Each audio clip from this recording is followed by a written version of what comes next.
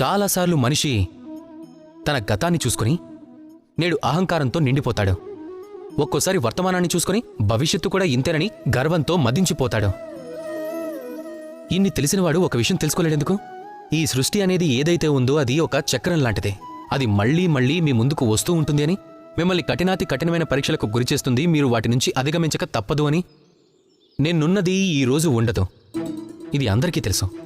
ఇక ఈ రోజున్నది రేపుండదు. దీన్ని కూడా మీరు అంగీకరించాలి ఒక చిన్న చిరునవ్వుతో.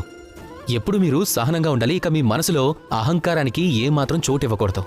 మీరు కూడా మంచు ముక్కలా ఉండాలి.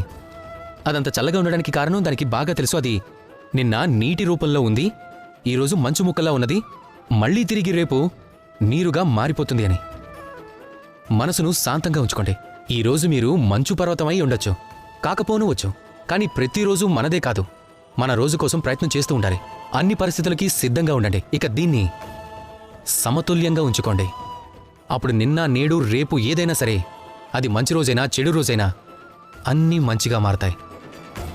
నిన్నటి చింత రేపటి ఆలోచన లేకుండా ఈరోజు జీవించండి. రాధా కృష్ణ.